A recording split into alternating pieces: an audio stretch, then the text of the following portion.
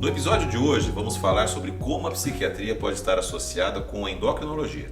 Por diversos motivos, a área da psiquiatria sempre me fascinou. É uma tentativa da medicina em compreender os mecanismos do nosso comportamento e, consequentemente, nossa saúde mental. A psiquiatria é uma especialidade médica que busca a prevenção, diagnóstico e tratamento de problemas relacionados à saúde mental. Ao longo dos anos, a compreensão sobre a mente e as doenças mentais tem evoluído, e hoje a psiquiatria é reconhecida como uma área fundamental para a saúde global do paciente. Felizmente, cada vez mais pessoas têm procurado ajuda profissional quando enfrentam problemas emocionais ou mentais, o que é um sinal positivo da crescente aceitação da psiquiatria como uma ferramenta para a melhora da qualidade de vida. Neste contexto, o papel do psiquiatra é fundamental para guiar os pacientes em seu processo de recuperação, por meio de abordagens diversas, desde medicamentos tradicionais até métodos mais inovadores, como a suplementação nutricional, hormonal e metabólica. É com grande prazer que hoje convidamos um psiquiatra que tem uma abordagem diferenciada para falar sobre essa importante e fascinante área da medicina. O Dr. Cláudio Fritzen é psiquiatra pela UEM, Universidade Estadual de Maringá, e tem pós-graduação em psicoterapia cognitiva pelo Instituto de Psiquiatria da USP. Desde então, Fritzen já atuou em diversas áreas dentro da psiquiatria. Ele foi docente, trabalhou no CAPS, foi médico plantonista e coordenador médico em emergência psiquiátrica em hospitais de Maringá. É com muito prazer que eu recebo então o meu amigo, psiquiatra, Dr. Cláudio Fritzen. Seja bem-vindo, Cláudio. Muito obrigado, eu que agradeço o convite, né? É sempre muito bacana vir falar com vocês. Agora, mais publicamente, né? A gente vai bater papo. Muitos papos filosóficos Muitos reservados. papos filosóficos reservados, né? Que deveriam ter sido filmados, inclusive, né? Porque foram papos muito bons, né, Cláudio? Nós já tivemos os melhores, né? Mas é muito bom isso, né? Ô, Cláudio, em primeiro lugar, me conta, como é que você começou? Você tem uma abordagem um pouco diferente da psiquiatria, né? Como é que você começou a perceber que era importante, né? Para mim, como endocrinologista, é uma coisa bastante óbvia, mas dentro da psiquiatria eu acho que é pensar um pouco fora da caixinha ainda, né? Como é que você começou a perceber que era importante avaliar metabolicamente o paciente que te procurava com queixas psiquiátricas? Perfeito. Isso foi com o passar do tempo, né? Na minha formação, a gente já não tinha muito hábito de fazer esse tipo de avaliação, né? Eu vim numa época que a gente raramente fazia algum tipo de avaliação clínica. O único exame que o psiquiatra fez, existiam 2 exames que os psiquiatras pediam: TSH, tireoide e litemia. Saiu fora disso, não tinha mais nada. Não, nada se fazia.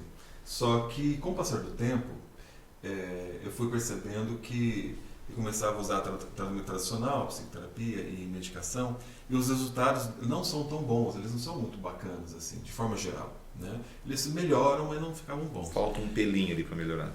E aí você começa a observando, e eu comecei a observar muitas vezes um clínico. Uma vez eu lembro muito bem, eu estava atendendo um paciente, ele não melhorava e sempre meio chateado, para baixo e cansado. Eu mexia com remédio aqui e ali, e o clínico foi lá, fez uma coisa chamada citoneurin. O cara deu uma ampola de B12 e o paciente voltou outra pessoa. Eu falei, cara, tem alguma coisa que eu não estou entendendo, né? E aí você começa a prestar atenção. Como eu gosto muito, tento ser muito autodidata, daí comecei a prestar atenção mais nesse tipo de coisa. Até passei uma vez, eu tive um problema, que eu tinha umas contrações musculares, não sabia o que era, tal. E até cheguei a consultar com um amigo meu uma vez que eu achei que era um piti. Um piti, né? Vulgo piti, né? E eu procurei, não achava nada. E quando, depois de uma ressonância, uma angiorressonância, uma avaliação neurológica com vascular, especialista e tal, não achamos nada, daí começamos a procurar e eu comecei a pesquisar de novo sozinho, daí percebi que tinha um artigo mais antigo, falava sobre tetania latente ou espasmofilia, e falei, cara, tudo que eu tinha estava exatamente no artigo que você Aí fui verificar, falta de magnésio. Pois é. E coisa simples, né, Cláudio? E barato, né? Exatamente, falta de magnésio, e aí eu comecei a repor e melhorou tudo. Eu falei, cara, então... E a partir daí eu comecei a fazer estudos sozinhos, né? Eu comecei os médicos, nós usamos muito PubMed, né? Eu já tinha começado a fazer mestrado uma vez, então aprendi a fazer essas pesquisas e comecei a procurar doença por doença. Então eu pegava depressão e magnésio, daí lá aparecia ácido fólico, daí começava a aparecer ômega 3, aí começou a aparecer inositol, daí começavam a aparecer outras coisas. E aí você vai procurando. É legal da pesquisa isso, né? Você vai procurando, os artigos vão abrindo caminhos. E são artigos científicos que estão numa base de dados, né? Não é pesquisa do Google, né? Senão a gente fica, o cara vai lá no Google pesquisa, não é isso, né? A PubMed, né? Para quem ouve, assiste a gente aqui, é uma base de pesquisa médica, onde a gente tem os artigos que são indexados, são publicados em revistas indexadas, ou seja, são os artigos que têm relevância quando a gente vai fazer uma pesquisa clínica. Mas assim, me conta uma coisa, Cláudio. Isso hoje é uma tendência dentro da psiquiatria ou é uma característica sua? Eu acho que é uma tendência na psiquiatria, primeiro uma característica minha, mas eu já percebi que algumas pessoas já começaram a fazer, outros profissionais, né? Mas a tendência de se utilizar nutrientes, nutracêutico, o termo nutracêutico, né? Aquele termo bacana, os americanos eles colocavam, eles chamam de medical foods, né? Medical foods. É uma tendência que começou a aparecer em outras áreas já fortes.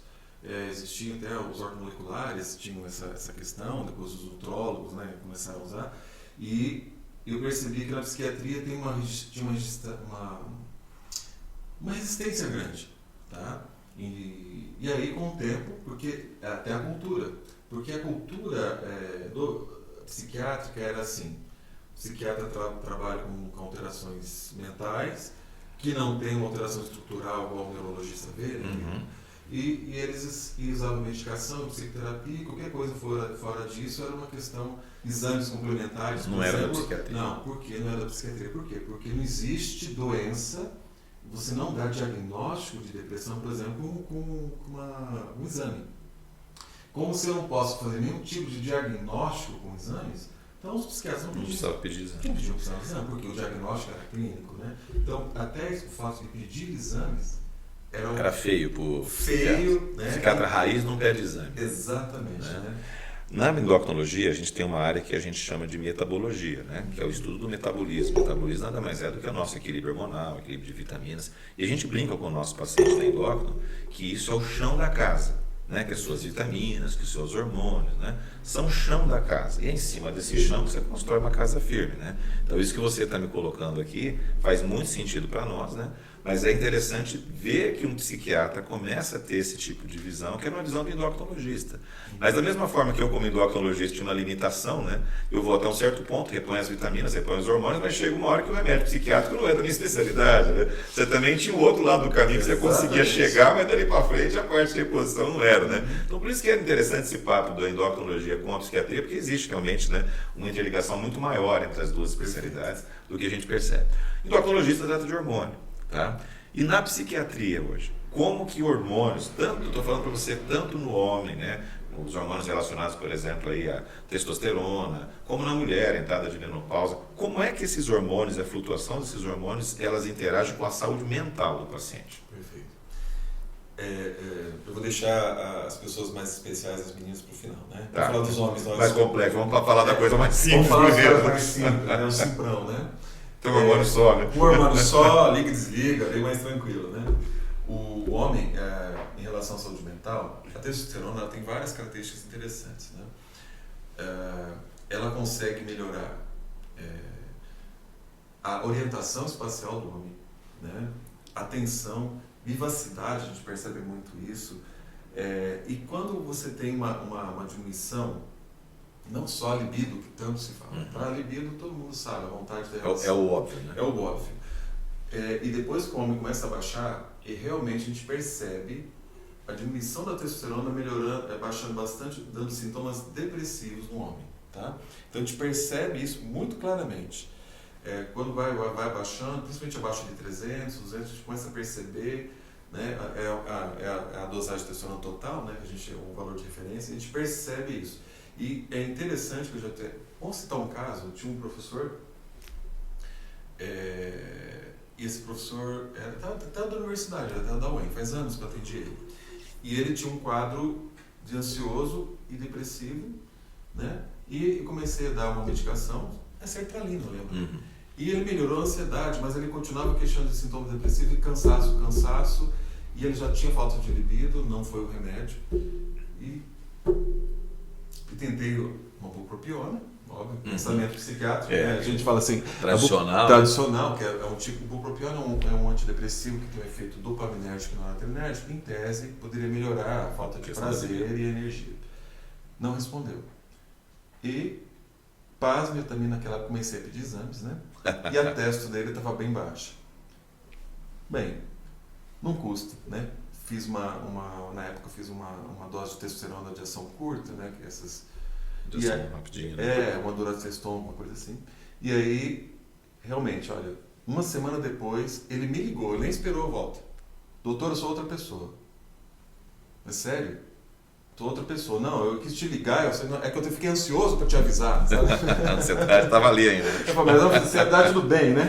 Aí ele pegou, voltou outro mês, estava contente, tal, e a gente acabou fazendo assim, bem, na época eu não mexia, eu falei, então vou fazer o seguinte, eu vou encaminhar você para um urologista na época, né? E, resumindo, entre aspas, eu perdi o paciente do bem. Eu fiquei feliz porque ele acabou ficando lá e eu acho que ele deve ter continuado bem, e fiquei muito feliz porque ele ficou bem, né? Então, eu estou dando pequenos exemplos, né, que a gente vai vendo do sucesso do tratamento quando você faz uma questão hormonal para nós simples, né? Inclusive, né? Integrada, né? Eu achei muito bacana. Principalmente em homens mais idosos, né? Eu falei em psiquiatra raiz, né? Tinha um psiquiatra lá de Londrina, que eu fiz uma parte de minha residência lá. Ele era um senhor velhinho, ele fazia o seguinte, quando atendia senhores idosos, ele fazia o seguinte, ele dava uma injeção de B12, uma injeção de testosterona e pedia para ele voltar doce. O senhor já tinha, faz 20 anos que ele faleceu, mas ele era extremamente sábio, não, né? E ele é impressionante que tinha. Se o cara voltasse bem, não era depressão. Com certeza. Era problema hormonal e falta de vitamina. Né? Mas, Então era muito bacana. Né? Em relação às mulheres, elas são mais complexas, mas assim, tem toda aquela ciclo. Mas eu gosto de contar uma história bacana também. O legal do psiquiatra é que ele sempre tem causa para contar. Né? Causa é o que não faz. É bom que a gente ilustra as perguntas com os causos, né? Que são as historinhas do dia, né? Com as coisas reais. Né? Não, se fosse contar a historinha do dia... Né? Mas tem sempre um caos para contar, né, Cláudio? Caos, né? Uma paciente, eu lembro muito bem, era uma menina, ela... assim, uma das coisas, eu acho que eu e o Sidney temos uma coisa complicada, né? Nós normalmente não somos o primeiro endócrino nem o primeiro psiquiatra. Não, ele está lá no final. Nós somos no final da linha, né? A gente gosta de pegar os casos mais complicados um pouco, né? E aí, eu era o terceiro psiquiatra e essa menina, ela tinha um diagnóstico de transtorno bipolar, né? E que não melhorava com nada e estava ganhando um monte de peso, né? E tomava famoso lítio. Terror da endocrinologia. Tomando quetiapina, carbolítio, eu acho que tomava mais uma outra droga lá, tomando remédio de tireoide e por disso causado pelo lítio. Já tinha uma heterogenia aí, né? Uhum. Heterogenia, a ideia é assim, nós médicos causando mal para os nossos pacientes. Te dou um lítio de graça, você ganha um hipotireoidismo. De graça, né? Faz parte do pacote, né? E daí conversando, mas daí entra a questão psiquiátrica. Só que daí mas nossa, ela muda demais o problema, daí os pacientes já como passam por vários médicos, eles começam a pegar os termos, né? Uhum. Não, eu mudo muito de humor. Eu faço hipomania, que é um termo de fazer euforia, né? Eu também faço depressão, mas como é que é? Não, todo mês é assim. Todo mês? Como é que é ser todo mês, né? Doutor, todo mês. Todo mês ela fica ruim? Todo mês. Certinho, todo mês. Nossa, quer dizer que ela fica deprimida, brava, irritada todo mês, sempre. Tá, mas como é que é a menstruação tava ela e a filha? Não, a menstruação dela é certinho, mas nossa, é horrível, ela quase morre no final. Mas como é que é isso? Resumindo, né? Ela pegava o sintoma de bipolaridade dela, era alterações de humor no fim do ciclo. 2 semanas antes dela ter o ciclo, no fim do ciclo dela, né? Ou seja, ela tinha transtorno disfórico pré-menstrual. Fase lútea tardia. Eu lembro que isso mudou no DSM, né? Antigamente era TPM, né? Não, agora chama transtorno disfórico da fase lútea tardia, né? Exatamente. Ou licença para matar das mulheres. Porque progesterona é o hormônio do mal, né, Cláudio? Eu falo que em algumas mulheres, né? Hoje em dia hoje tem uma cultura assim do não ao anticoncepcional. Então as mulheres elas têm, né? Elas querem ter um ciclo puro, né? Então ou elas colocam um DIU de cobre, um DIU de prata, né? E não usam anticoncepcional. E a gente costuma falar para os pacientes aqui o seguinte, ok, você vai ter todos os benefícios e todos os malefícios, que é você ter um ciclo puro, né? Os benefícios em relação à libido, em relação de não ter nada travando seus hormônios, né? Mas os malefícios da exposição tardia à progesterona também, que em algumas mulheres, né, pode até ser confundida com um transtorno psiquiátrico, né? Sim. Ô Cláudio, na menopausa você vê mais alguma mudança, né? O estradiol tem outras funções além somente, né, da questão cíclica, né? A gente tem muitas mulheres assim que têm transtorno de sono, transtorno de humor, né? E são sintomas da menopausa não típicos, né? Existem os típicos, fogacho, calorão, essas coisas, e os atípicos, né? Você pega muito isso lá, como que é? Pego bastante também. É que já esse tipo de caso, igual eu comentei contigo, eles são mais... esse tipo de caso a gente vê demais, tá? A confusão de transtorno bipolar com transtorno disfórico pré-menstrual é comum. É comum, não é pouco, é comum, né? Resumindo, o legal é o seguinte, legal você tirar tudo aquilo, né? Recomendar exatamente, olha, toma um anticoncepcional de uso contínuo. Para você anular isso, né? E a gente muitas vezes usa uma sertralina, uma coisa mais objetiva para TPM e muda a vida da pessoa. E até a tireoide dela voltou a funcionar depois que você tirou o acabou líquido. tudo, ela emagrece, né? Aí vira outra coisa, né? Ficam felizes, né? Mas nada melhor. Mas assim, o diagnóstico ele foi clínico, sem ser por exame, né? Mas era uma alteração totalmente hormonal, né? No caso de menopausa, do climatério, perdão, né? A menopausa é o episódio, é o último evento que a mulher menstrua na vida, né? Um evento que eu devia tirar. É a pausa das menstruações, menopausa. O estradiol tem um efeito bem interessante com relação à própria a famosa serotonina. Tem uma relação com serotonina, né? E a mulher ela tende a deprimir e fica ansiosa. Lembrando que a serotonina também faz o famoso contrabalanço com as catecolaminas, né? Então, quando você tem uma diminuição da serotonina, eu não gosto de usar esse termo que é bem mais complicado que isso, mas para a gente conversar. Na diminuição da serotonina, as catecolaminas tendem a subir. Então, dopamina, noradrenalina e adrenalina, que são os grandes neurotransmissores da ansiedade. E a pessoa então tende a ficar mais ansiosa e deprimida, tá? E também começa a ter alterações de libido, né? E começa a cair muita autoestima, já considerado. Então você tem uma alteração de autoestima circunstancial, né? A mulher deixou de ser mulher. Não, doutor, isso não me afeta mais. Afeta. Mas na hora que o bicho pega, na hora que ela para de menstruar, afeta, né? E um problema fisiológico. Aí você soma as duas coisas. Normalmente, em psiquiatria, eu vejo muito até no endócrino, problemas. Você tem a questão fisiológica, mas tem a questão ambiental forte. Sim, né? As duas estão intimamente e ambiental, relacionadas. A gente fala não só psicológica, como muitas alimentação, problemas que acontecem. Né? Então, essa inter-relação vai afetando. E a gente percebe isso nitidamente. Daí você tem que, primeira coisa, verificar se o paciente... Aí a gente vai entrar num assunto que eu vou deixar você resolver. Faz ou não faz TRH? Essa eu vou até pular fora. Não faz. Se não tiver contraindicação, você exatamente. Não faz. E é uma questão impressionante, né? Um estudo uma pós que eu faço também, a gente vê como eles incentivam o TRH. A ideia de fazer a revolução hormonal é realmente se não tiver contraindicação. Se a mulher tiver sintoma... Hoje é ponto pacífico entre os endócrinos e os ginecologistas, que a não ser que exista uma contraindicação formal, a gente faz a TRH, terapia de reposição hormonal, né? Hoje os hormônios, né? Até interessante abrir um parênteses, né? Os hormônios que a gente tem hoje na farmácia prontos são hormônios bioidênticos, são hormônios idênticos aos hormônios, né? Então antigamente tinha aquela cultura de que a manipulada é natural, o que existe na farmácia é o sintético, hoje não. Hoje praticamente a gente só tem o hormônio natural, né? Então é seguro, né? Existem regras, né? Para fazer isso, né? E melhora o quadro psiquiátrico, né? Eu te perguntei isso porque assim, eu vejo muito aqui, a mulher entrou na menopausa, entre aspas, ela entrou na depressão, né? Então, por isso que a psiquiatria e a endócrino conversam tanto, porque existe uma interface muito tênue, né? Entre até que ponto aquilo é hormonal e até que ponto aquilo é psíquico, porque hormônios estão diretamente relacionados à parte psíquica, né? Se existe algo que está relacionado diretamente, são os hormônios e a parte psíquica.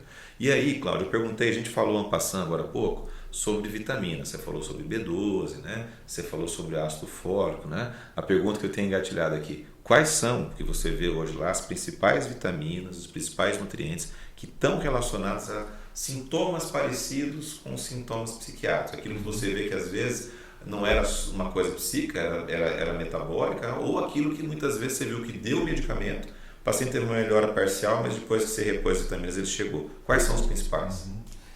É assim, se a gente fosse elencar, a principal vitamina da psiquiatria seria o famoso ácido fólico.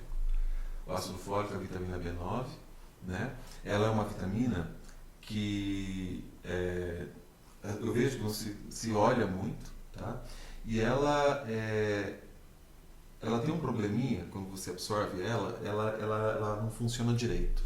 Ela tem que ser convertida em L-metilfolato. Existe uma enzima que faz essa conversão. E essa enzima, quase 50% da população tem um pouquinho de dificuldade de transformar ácido fólico em L-metilfolato. E se você pegar a população de depressão, de 70%, quase 80% dos pacientes, eles têm essa dificuldade e muito mais grave. Então, algumas vezes você pega um paciente, ele já tem um ácido fólico já bem baixo, já ingere pouco, e aí, o pouquinho que ele tem, ele não transforma em L-metilfolato. O L-metilfolato só faz, ele ajuda em toda aquela cadeia de transformar aminoácidos, por exemplo. Vamos falar de depressão, por exemplo. Nós temos 3 grandes neurotransmissores, né? Serotonina, dopamina e noradrenalina. Todo mundo, quando o psiquiatra vai dar remédio, eles pensam muito nesses 3.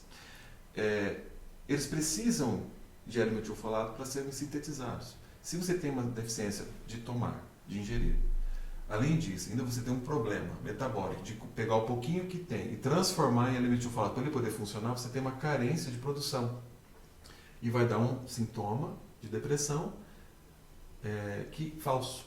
Ele tem toda a maquinaria necessária para produzir os neurotransmissores. Mas não tem, mas ele não tem os combustíveis. Né? Ou ele tem, mas não converte no princípio ativo. Exatamente. Aí você faz a reposição do metilfolato puro. Aí eu já faço a conversão do metilfolato, enganando, entre aspas, a nossa enzima. E também um dos exames que a gente pode pedir, né, os exames farmacogenéticos. Dentro dos exames farmacogenéticos, não só de escolha de medicamentos, mas hoje já vem. Ele é tão importante que já vem.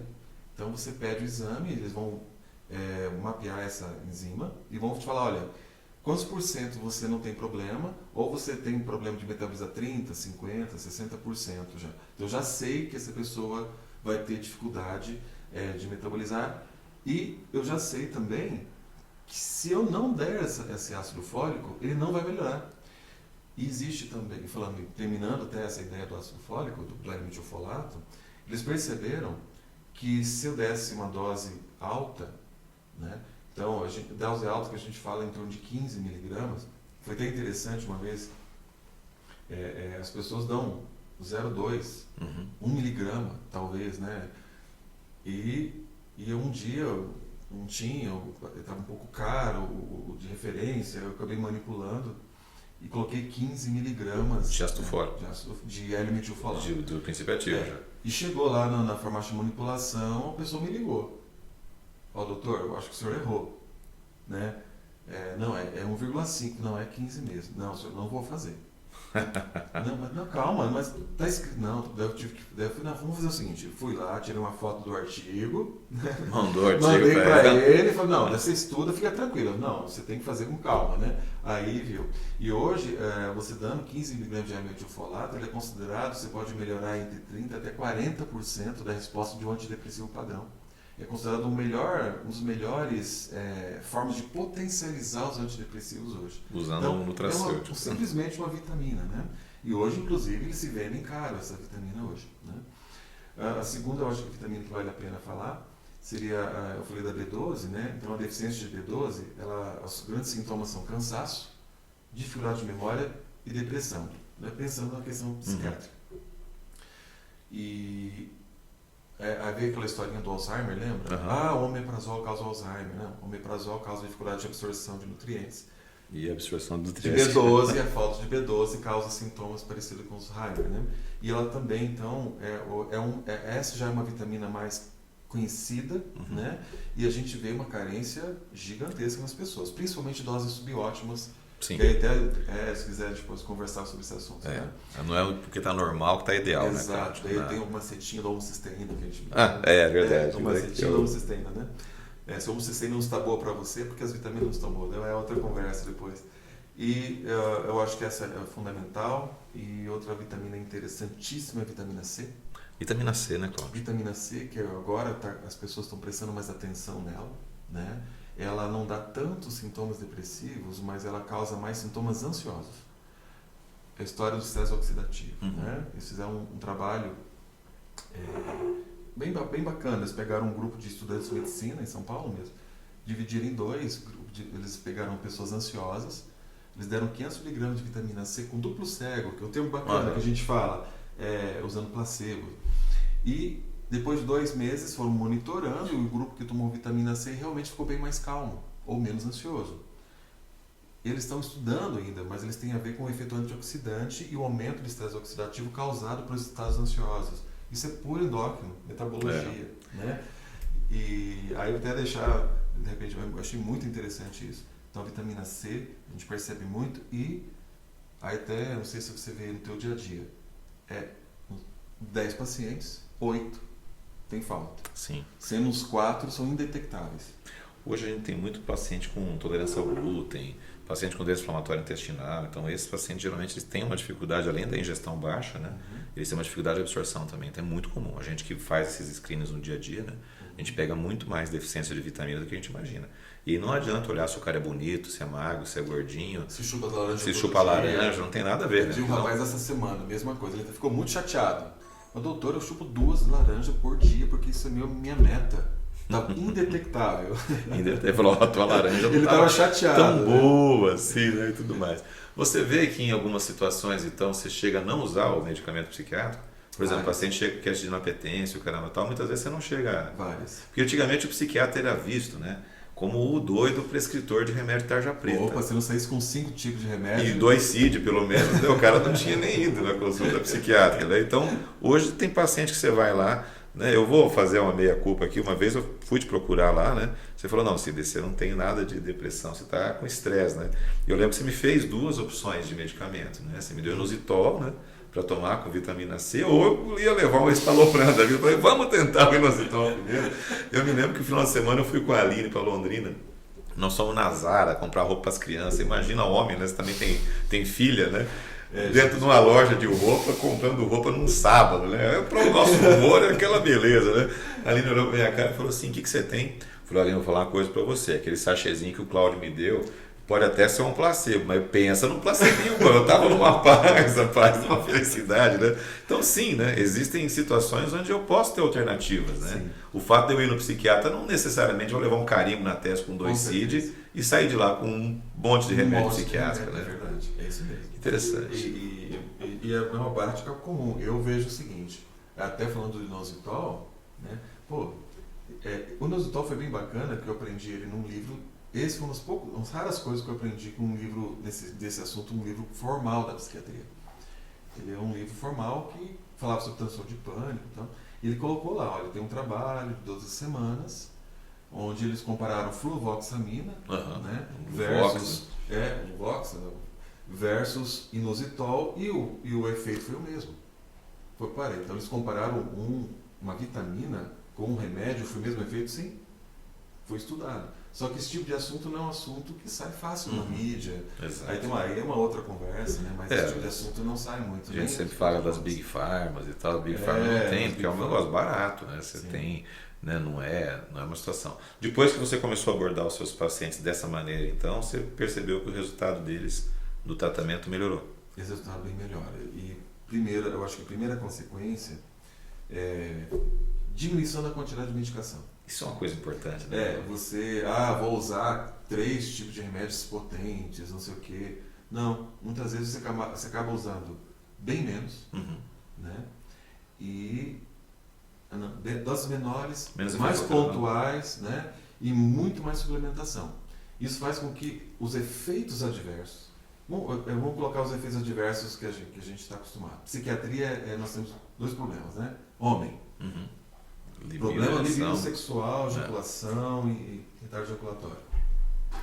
mexeu na sexualidade do homem, O cara para de tomar acabou, remédio. o cara para de tomar remédio, acabou, né? E, né, e nas mulheres, ganho de peso. Né? Então, quando você consegue usar a suplementação, de forma geral, eles não têm nenhum tipo de alteração nessa área.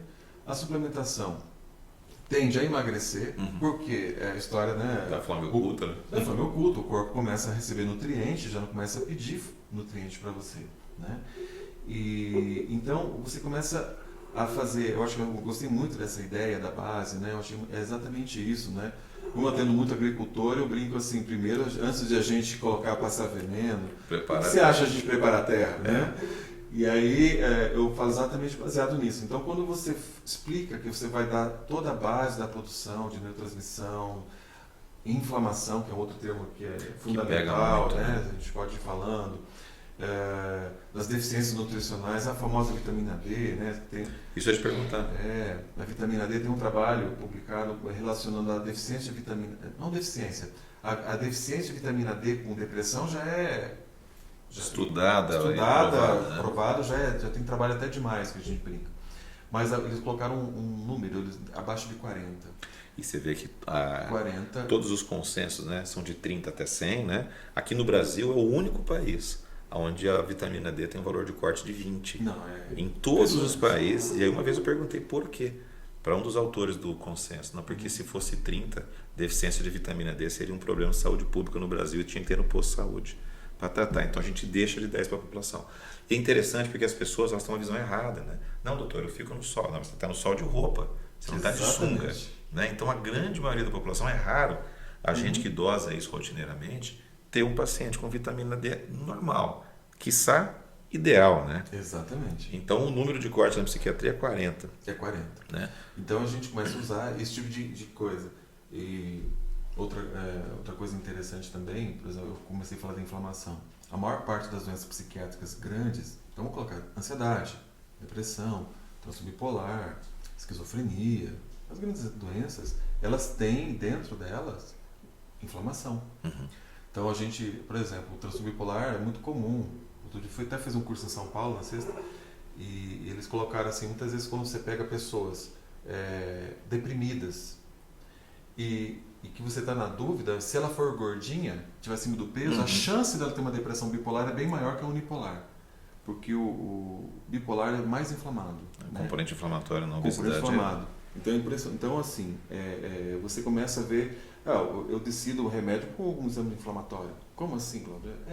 Se você pegar tem um exame que chama-se proteína C reativa, que é sensível, né? Que os laboratórios, eu gosto, às vezes quando eles cortam a gente, né, eles colocam ultrassensível e jogam a total, né? Pra perceber? Eles conseguem, não é essa que eu quero. Eles enrolam os pacientes, né? E aí deixa a gente numa situação, mas se tiver uma proteína C reativa ultrassensível abaixo de 1, eu vou usar um inibidor seletivo da captação de serotonina, por exemplo, como um antidepressivo. Estalopram, por exemplo. E se eu for usar se tiver acima de 1, eu vou usar um antidepressivo dual, uma duloxetina, por exemplo. Por quê? Porque tem antidepressivos que funcionam melhores em ambientes inflamados e outros melhores em não inflamados.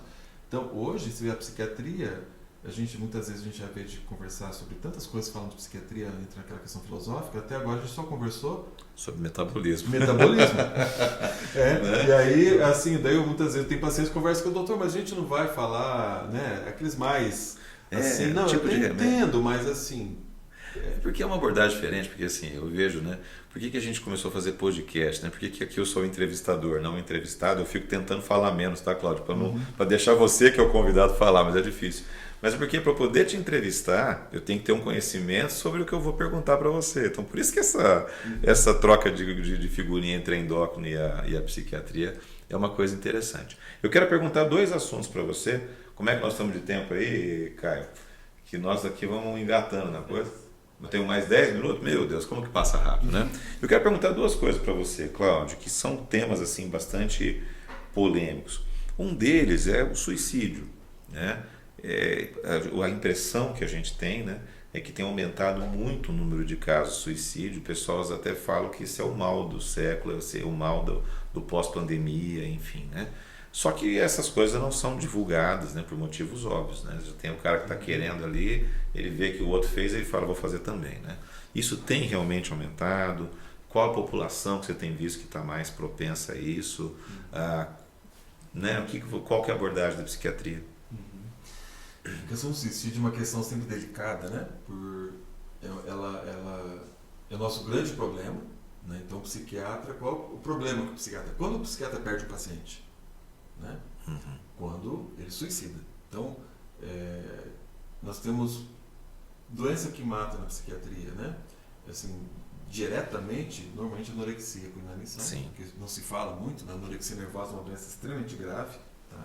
Não existem medicamentos específicos, então a gente vê uma morte, a gente poderia colocar inclusive no atestado de óbito, do óbito certinho, a anorexia nervosa como causa de morte, né?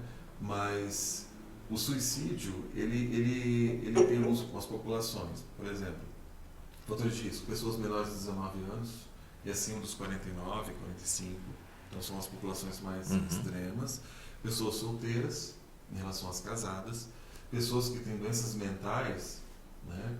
E em relação às pessoas que não têm doenças mentais, tá?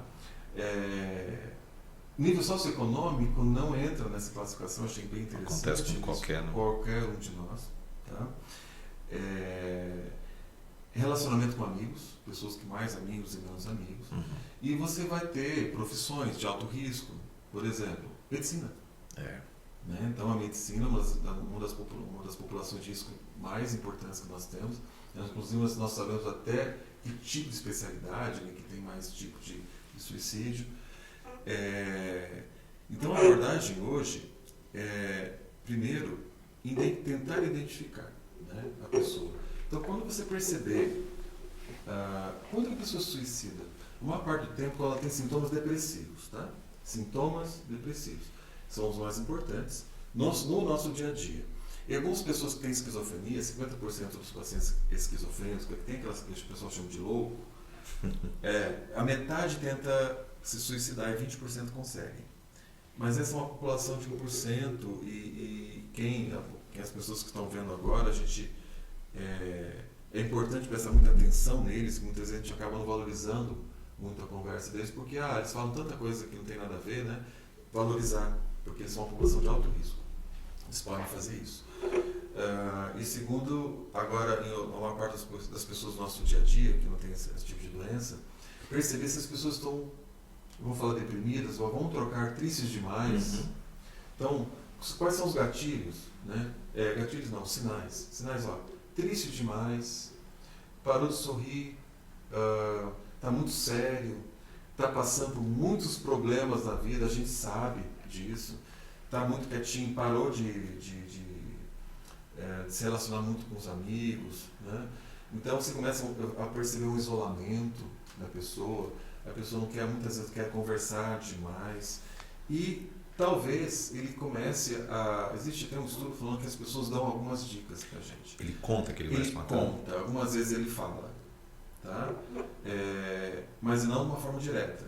Ele não vai falar assim pra você, eu quero morrer, me matar. Puxa, dá vontade de sumir.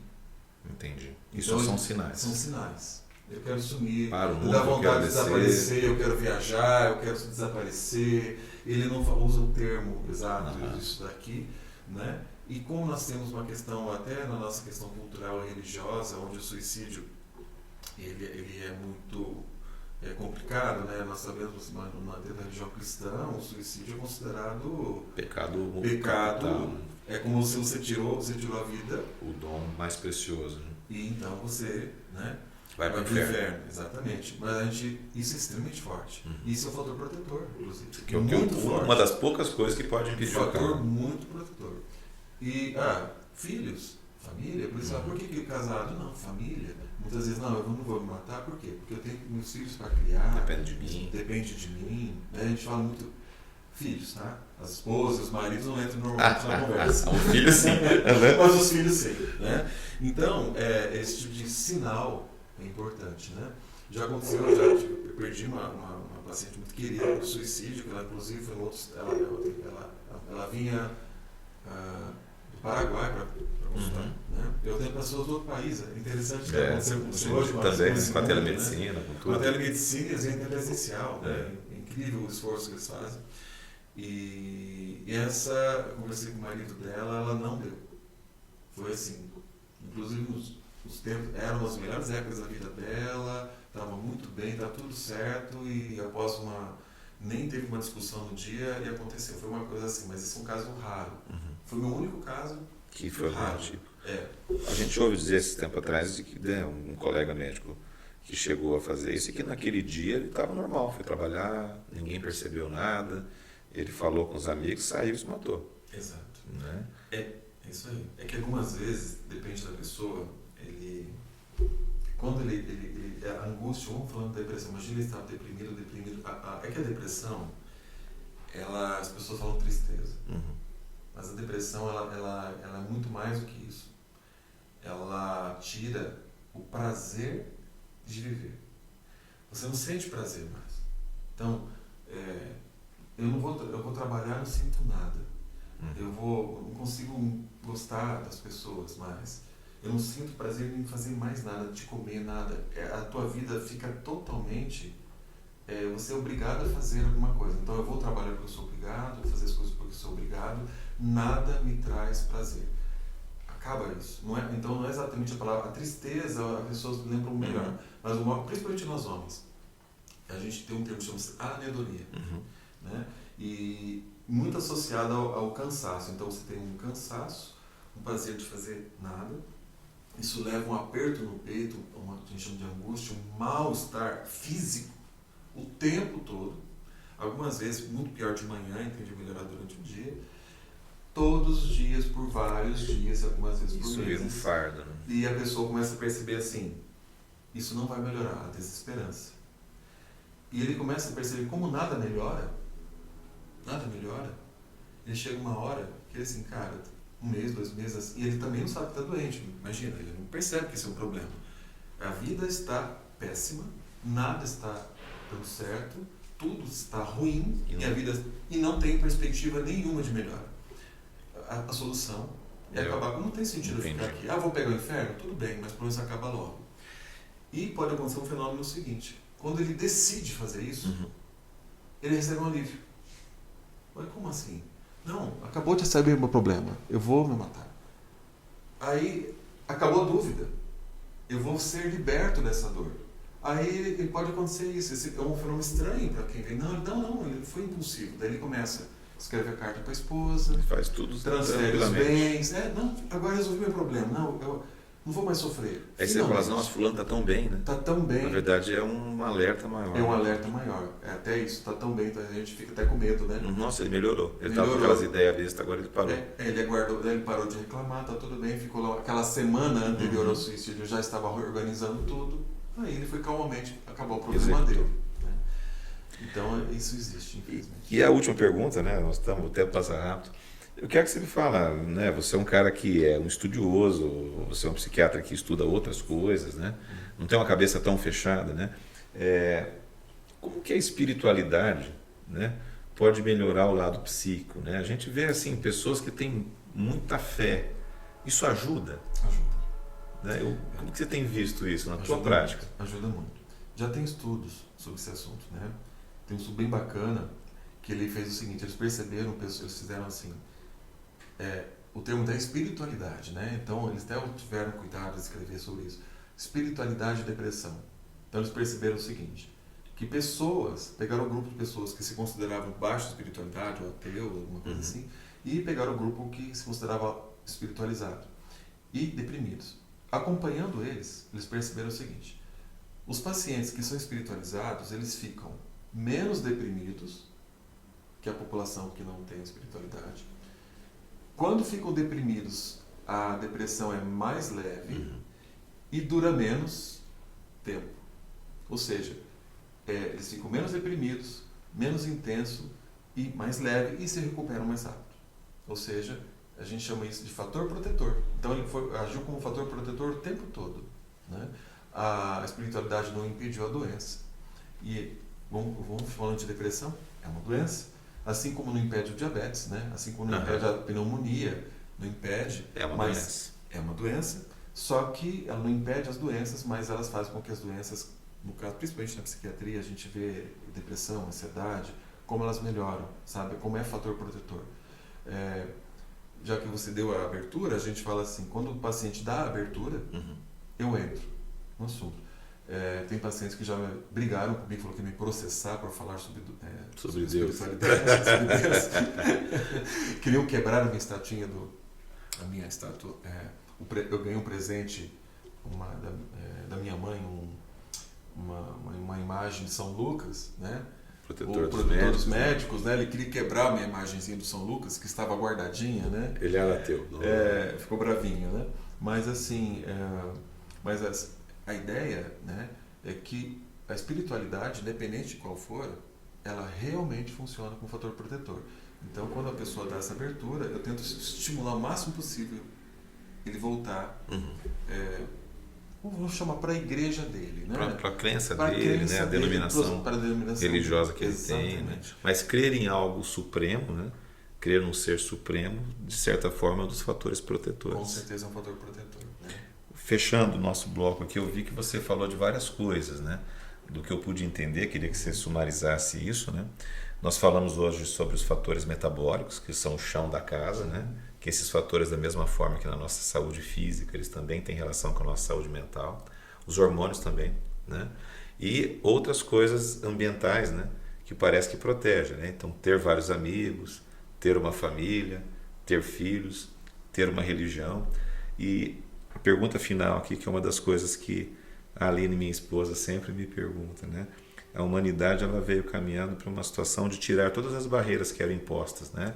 Antigamente não podia nada, hoje pode tudo. Antigamente era feio, hoje é bonito. Antigamente era pecado, hoje não é mais. Mas antigamente as pessoas tinham bem menos depressão e se matavam menos do que hoje. Então parece que nós abrimos mão de coisas essenciais, a família, o bem-estar, os amigos, os bons amigos, e com isso as doenças acabaram incidindo mais. Exatamente. Então, sumarizando, qual que seria a tua recomendação para se ter uma vida psíquica saudável, em termos metabólicos, em termos comportamentais? Se você pudesse me aconselhar hoje... Se eu fosse aconselhar, né? Voltar ao feijão com arroz que a gente brinca em relação ao velho... Vamos falando de novo, a gente brinca assim, psiquiatra raiz, endócrino raiz... Qualquer dia a gente pode até falar sobre esse assunto, porque hoje está tudo muito diferente. Pois né? é. Então, quando a gente fala isso com orgulho, viu? Com orgulho. Para nós é muito orgulho. Mas voltar ao básico, né? Então, fisiologicamente, as coisas que mais atrapalham a doença mental, dormir, tá? Sono. Nós temos que dormir a quantidade de sono necessária para a gente se recuperar. Tá? Isso é fundamental. Atividade física. Tá? Até como exemplo, né, dando exemplo, tem um estudo que foi feito com 1.200.000 pessoas nos Estados Unidos. Um N fantástico. 1.200.000 pessoas, a gente sabe a dificuldade que tem para montar, e eles conseguiram mostrar o seguinte, que pegaram esse grupo prévio com diagnóstico de depressão e fizeram atividade física, e eles melhoraram 43,2%. Tá? A gente parando para pensar, num remédio antidepressivo, depois de 2 meses você tomando, 1/3 só 1/3 fica bem. 1/3 melhora mais ou menos e 1/3 não responde. Então, quando nós falamos de 40 e poucos por cento, é uma enormidade. E resumidinho assim, quanto tempo de exercício? 45 minutos. É o que mais abaixa a curva de depressão. Quantas vezes por mês? Tem esse cálculo também. Esse é muito bacana, pena que não dá para mostrar no gráfico, né? Mas é o gráfico de U. Ele coloca assim, as pessoas que não fazem nada é alto. As pessoas que fazem demais, quem faz todo dia, não abaixa. É igual você não fazer nada em relação à depressão, tá, gente? E o número que eles perceberam melhor é 12 a 20 vezes por mês. É de 3 a 5 vezes por semana. Então, uma pessoa normal faz. Então a gente fala assim, qual seria a fórmula? 45 minutos, 3 a 5 vezes por semana. 3 vezes por semana, segunda e quarta e sexta, uma caminhadinha, uma volta para o Parque do Ingá, é dica aqui no lugar, dá 45 minutos, estou falando, eu que ando devagar, já estou aprendendo, é exatamente uma voltinha, já está resolvido. A famosa alimentação normal, tá? E em relação ao comportamento, até um livro que chama O Jeito Harvard de Ser Feliz, ele coloca muito, quanto mais é interessante que bate, quanto mais amigos, mais relacionamentos, bons amigos, né? cultivar bons relacionamentos, né, afetivos, no nosso casamento, né, te falando, namoro, tudo. Isso é fundamental, né? Então, você ter bons relacionamentos. Um hobby. Hoje se fala tão pouco disso, mas o hobby já está mostrando, já tem estudos falando disso. Que o hobby, o que é o hobby? O hobby é fazer uma coisa que te dá muito prazer. Nosso amigo, né, Celesteiro, né, tocador de violão, esse é muito bom. Quem não ouviu, maravilhoso. Colecionador de carro velho. Colecionador de carro velho. Vou falar isso pra minha mulher, que isso protege depressão.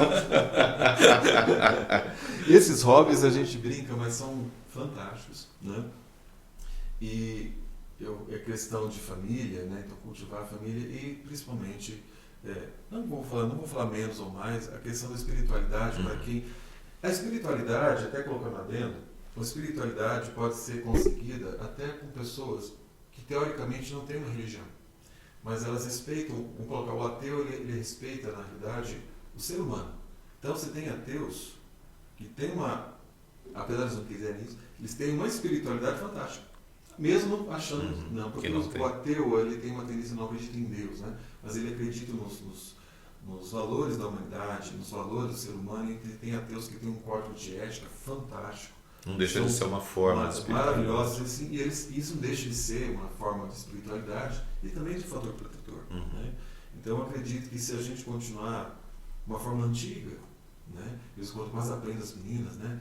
Elas falam assim, é porque hoje eu não sei mais conseguir categorizar todas as formas de relacionamento, tá, gente? Mudou. Depois que eu parei na 10ª forma, eu parei de categorizar. Não dá mais pra botar em caixinha. Antigamente a gente namorava, levava pra casava. Não, agora nós temos uma série de categorias, né? O ficante incluso, o ficante eventual. Né? Mas eu recomendo muitas vezes, principalmente os meninas, assim, ó, gente, vamos fazer o seguinte, quando você acha a gente namorar? Ah, Cláudio, tudo bem, eu sei. Para procurar alguém, você vai procurar uma pessoa, tudo bem. Achou alguém, você está namorando achando que vai casar. Cláudio, doutor, eu tenho 19 anos, vou achar casar. Não. Você vai perder tempo com uma pessoa que não vale a pena, que você vai sofrer. Começa a namorar com uma pessoa. Você achou que é uma pessoa que vale a pena casar? Vale. Então vale a pena você perder seu tempinho ali e investir. Se não vale casar, senão, nem continua o namoro. Né? Aí, vem lá na frente namora. E quem sabe namora com 5 pessoas, quem sabe nova com 2, casa com 1. Né? Com muita sorte, né? Você consegue ser feliz para sempre. Exatamente. É uma forma antiga, a gente brinca, mas quando a gente vê, quando as pessoas acabam deixando o relacionamento humano muito frugal, muito pouco mesmo. Né? Uma vez eu aprendi uma coisa com um amigo meu que fazia física, ele falava o seguinte, que encontrei ele filosofia, né? A gente aprende, no antigo Big. Aí ele falou um monte de coisa, ele falou assim, Cláudio, resumindo a conversa, relação sexual todo mundo faz. Íntima, vinha aqui comprar, fazer compra com a tua namorada aqui no Big. Ela vai saber as suas entranhas. Eu falei, cara, você tem toda a razão, né? Intimidade é você ir lá para comprar, ir lá passear no final de tarde, juntos, com a roupa tranquila, ficar juntos. Hoje as pessoas vão analisar tanto isso que perdem o lado bom da vida, né? Que é poder ir no mercado com quem você gosta, né? Escolher a pasta de dente junto. Né? Exatamente. Coisa boa. Bom, gente, tive o prazer de conversar hoje com o Dr. Cláudio Fritzen, psiquiatra dos raízes, né, Cláudio? Mas com pitadas do mundo moderno. Cláudio, muito obrigado pela tua presença aqui. Eu acho que nós vamos ter que fazer mais algumas aí para falar de temas mais específicos, né? Perfeito, estou à disposição. Mas obrigado, gente. Lembrando, você que segue a gente por aqui, né, esse podcast ele pode ser assistido no nosso canal do YouTube. Ele também está disponível na plataforma Spotify. E os cortes desse nosso podcast também estão no nosso canal do Instagram. Quinzenalmente você acompanha a gente aqui com novas programações. Muito obrigado pela audiência de vocês. Muito obrigado, gente. Obrigado.